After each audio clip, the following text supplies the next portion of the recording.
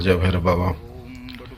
आज 2025 के सबसे पहला कृष्ण पक्ष अष्टमी तिथि है और जो लोग पहले से ही भैरव साधना ओम भैरवाय नमः मंत्र का जप कर रहे हैं या कोई भी और भैरव साधना कर रहे हैं और हम लोगों से हमारे साथ जुड़े हुए हैं जो तो वो आज साधना करें और इस साल में जो है आप साधना का और भी बहुत पावरफुल और स्ट्रॉन्ग इफेक्ट्स आप फील करेंगे।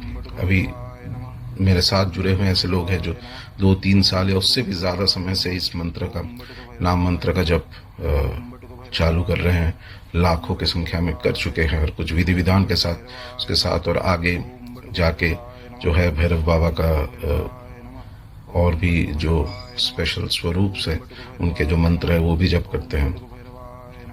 पर ये जो साल है इसमें आपका काफ़ी सारे चीज़ चेंज होने वाला है। जो पहले हो चुका है उससे it is many things are going to change. और इस समय से लेके जो अगले 2-3 साल है इसमें भैरव बाबा का साधना या उग्र शक्तियों का जो साधना है वो करना काफ़ी इम्पोर्टेंट ज़रूरी है, खुद अपने सुरक्षा के लिए और पूरा धर्म के सुरक्षा के लिए, क्योंकि काफ़ी चीज़ें चेंज होने वाला है अगले 2-3 साल में। ये एक ट्रांसफॉर्मेशन फेज है। ट्रांसफॉर्मेशन मतलब एक कोई भी संधि के जो समय होता है, जो whether it is dark to light, और कोई क्रॉस रोड्स होता है जिसको कहते हैं कि लिमिनल फेज, मतलब जहाँ पे जाके एक स्टेज से दूसरा स्टेज का चालू होने वाला है, जो द्वार है, the door from which one side to the other we enter, उस जगह के जो देवता हैं वो भी भैरव है। भैरव का ही कोई ना कोई स्वरूप है, या तो पारा भैरव स्वरूप में जो है भगवान, तो मतलब कि सब देवी देवता उन्हीं के अंदर है, उन्हीं में समाहित है, उन्हीं से सब निकल गया है, उन्हीं के अंदर सब समाहित खत्म होते हैं।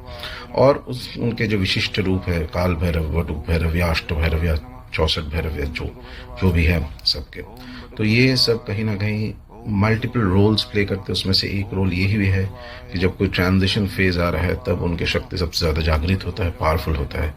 और ये पूरा जो अष्टमी तिथि में साधना मास स्केल में जो साधना हो रहा है, एंड इन्यूमरेबल, मतलब मुझे तो पता भी नहीं कि कितना संख्या होगा, अभी लाखों में होगा शायद लोग जो कर रहे हैं। ये आज 3 साल हो गया, ऑलमोस्ट 2-3 साल।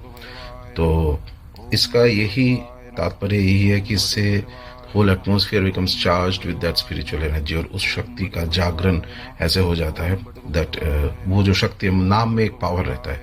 नाम और भक्ति भाव में जब नाम लिया जाता है तो उसमें एक तीव्र शक्ति होता है। तो मंत्र काम कैसे करता है? 2-3 तरीके होते हैं। इनफैक्ट जिन लोगों को मंत्र शास्त्र की पुस्तक में भी मिलेंगे आपको ये सब इन्फॉर्मेशन, ये कुछ नया चीज़ नहीं बता रहा हूँ मैं, लेकिन जो ऋषि अरविंदो के राइटिंग्स आप खुद पढ़ सकते हो, उनमें भी उन्होंने बहुत अच्छे तरीके से यही चीज़ को एक्सप्लेन किया है। बेसिकली एक तो हो सकता है कि पुरुष चरण के माध्यम से, यानी 1 लाख 1.25 लाख जप करना है, फिर तर्पण, हवन, मार्जन, भोजन इत्यादि जो अंग है, सो मंत्र पुरुष चरण के वो कर सकते हो आप। और दूसरा होता है कि मंत्र जब जप कर रहे हो साथ में there is an emotional quotient, या आप भक्ति के साथ वो जप कर रहे हो, श्रद्धा के साथ जप कर रहे हो।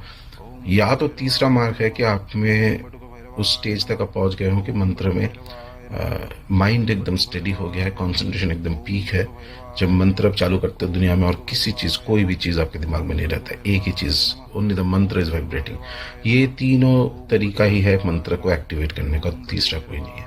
तो हम जब ओम भैरवाय नमः जप करते हैं तो इसमें एक भक्ति का एक फीलिंग रहना चाहिए कि it is a devotion towards Bhairav, Mahabhairav, पारा भैरव स्वरूप में आप इमेजिन कर सकते हो, जो एकदम पूर्ण स्वरूप है भैरव के, जिनमें शिव शक्ति दोनों ही समाहित है। जो ब्रह्मांड के शुरू जब हुए थे, जब कुछ था नहीं उस समय पे जो शक्ति था, उस समय पे जो जिसको ब्राह्मण कहते हैं अद्वैत और वेदांत में, वही शक्ति का जो if we take a personification, वही पारा भैरव है। उन्हीं के शक्ति से सब कुछ बना है। दुनिया में ऐसा कुछ है ही नहीं जिसमें भैरव तत्व नहीं है। बस वो उपासक के ऊपर है कि उसका कितना डेवलपमेंट हो, कितना वो चीज़ को अनुभव कर पाता है, कितना वो एक्सपीरियंस कर पाता है। तो ये जो भैरव जप है ये तो बढ़ता ही जाएगा और जाना ही चाहिए, और because it is divinely ordained, to put it otherwise. ये कोई एक व्यक्ति का किया हुआ चीज़ नहीं है, डिवाइनली ऑर्डेंड। ये भैरव का ही इच्छा, बाबा का इच्छा, इसीलिए होता है और होता भी रहेगा। कोई ताकत नहीं है जो इस चीज़ को रोक सकता है। आगे अगले 3-4 साल में और भी बढ़ने वाला है, बहुत ज़्यादा बढ़ने वाला है। अभी तो अष्टमी तिथि में करीब करीब हम लोग, जो मेरा जो टीम है, वो उनके पास जो ईमेल वगैरह या जो इन्फॉर्मेशन भेजा जाता है लोगों से, टेलीग्राम ग्रुप इत्यादि से, करीब 1 करोड़ के आसपास जब होता है अष्टमी में, ये धीरे धीरे बढ़ते बढ़ते 8 करोड़ 9 करोड़ तक जाएगा अगले कुछ सालों में। That is what is destined and that is what is needed. इस देश में वो ऊर्जा, वो शक्ति को जगाने के लिए ये बहुत ही इंपॉर्टेंट है।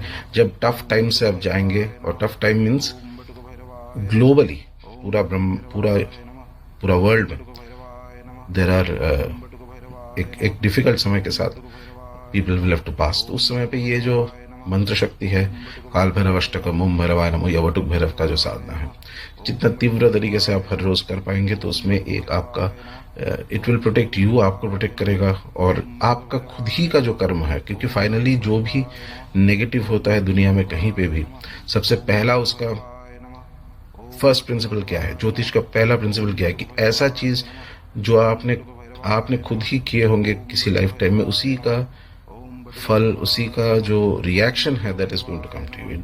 You are never going to be penalised for something that you have never done. ये है दुनिया का सबसे पहला नियम।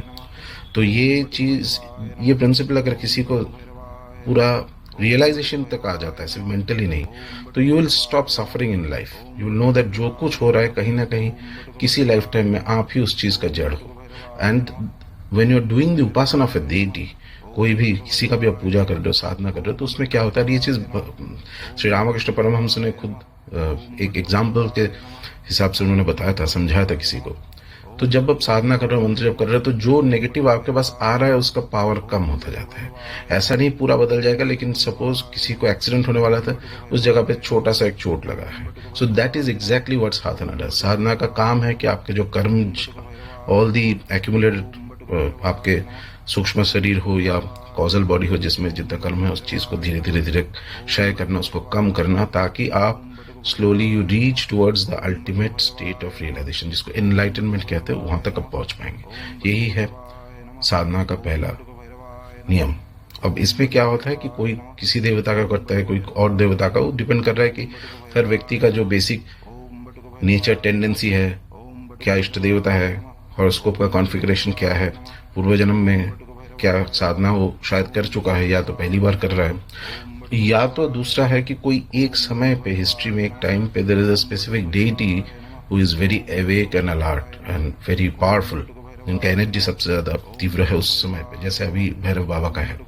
और वो तो that is why there are so many thousands and thousands and thousands of people जो कर रहे हैं। वो सिंपल नाम मंत्र है और आगे भी करते रहेंगे बिना कुछ ल्योरिंग, बिना कुछ, without asking them to do it repeatedly. It is more like an organic movement जो हो चुका है। मैं हर जगह पे जाता हूँ, कहीं पे, अभी मैं कुंभ से होते हुए अभी गुजरात में हूँ। मैं, मेरे पास ही गिरनार पर्वत है जो भगवान दत्तात्रेय का स्थल माना जाता है, और लाखों करोड़ों innumerable siddhas and mahasiddhas have been in this space. तो यहीं पे बैठ के मैं अष्टमी तिथि का साधना भी करना था, ये वीडियो भी करना था, तब ख्याल आया। तो बाबा का कुछ शक्ति है, अद्भुत पावर है, जो हर जगह पे मैं जो ट्रैवल करके आ रहा था, कहीं और एयरपोर्ट हो, स्टेशन हो, कहीं पे हो, so people organically come to me and say कि हमने 2 साल, 1 साल, 3 साल से ये जब कर रहा हूँ आपके वीडियो देखने के बाद। तो I don't even know who this people and things have happened. क्यों कर रहे हैं 3 साल से? क्योंकि उसको कुछ फायदा तो आया होगा तब। इसमें तो ना कोई आके आपको कोई पैसा दे रहा है कि आप करो, ना भी करो तो किसी को कोई जान नहीं रहा है। But the fact that you will continue with the sadhana, साधना ऐसे ही होता है, स्पिरिचुअलिटी ऐसे ही होता है। जब आप एंट्री करते हो उस चीज में, कुछ तो आपको रिजल्ट मिलता है, कुछ तो आपको चेंज होता है, आपके अंदर से कुछ अनुभूति आता है। एक there is a change in the power, in the strength, in the stamina, in the confidence of that person कि आप कुछ भी चीज हैंडल कर सकते हो। यही है भैरव बाबा का सबसे पहला ब्लेसिंग। मटेरियल ब्लेसिंग भी आता है, लेकिन वो बाद में, उसके तरफ ध्यान पहले मत दीजिएगा, क्योंकि ऐसा हो सकता है कि किसी का अगर मान लीजिए कि ग्रह दोष है, कुछ और हॉरोस्कोपिक कॉम्बिनेशंस है, तो वो जिसका बहुत ग्रह दोष बहुत तीव्र है, वो कोई भी कुछ भी करे, वो तो राम नाम जप करे, उसमें भी उसका एक्सीडेंट हो सकता है। तो क्योंकि कोई देवता जाके आपका ग्रह दोष ऐसे चेंज नहीं करने वाला है। इसीलिए तो ये चीज़ अलग अलग करके दिया हुआ है ऋषियों ने कि जो चीज़ जिसमें सॉल्व किया जाता है उसी पद्धति से सॉल्व कीजिए। और जब देवता उपासना करते हैं तो माइंडसेट ये होना चाहिए कि धीरे धीरे the power of the mantra, the power of the name, the power of the deity is going to transform you completely. और ट्रांसफॉर्मेशन पहले अंदर होगा, और जब अंदर ट्रांसफॉर्मेशन होगा तो आपके आसपास भी ट्रांसफॉर्मेशन होना एकदम इनएविटेबल होना ही है। क्योंकि जो कॉन्शियसनेस, चित्त जो अंदर है, वो कॉन्शियसनेस बाहर भी है। आपके आसपास के सराउंडिंग्स, लोग, कैसे लोगों से आप मिलते हो, कहाँ पे जाते हो, क्या करते हो, उससे आपको पता चलेगा कि आपका इनर स्टेट क्या है। और तंत्र का ये बहुत इंपॉर्टेंट प्रिंसिपल है। जब साधना होता है, निमित्त ऐसे देखा जाता है आसपास में कि क्या लक्षण है, क्या निमित्त है। Natural nature is the best teacher of all. Nature आपको बताएगा। आपका माइंड अगर शांत है, देन यू विल अंडरस्टैंड कि क्या हो रहा है, क्या नहीं हो रहा है। तो भैरव साधना जो है आप करते जाइए सब, और keep increasing it. In the next years you will need Bhairav's blessing.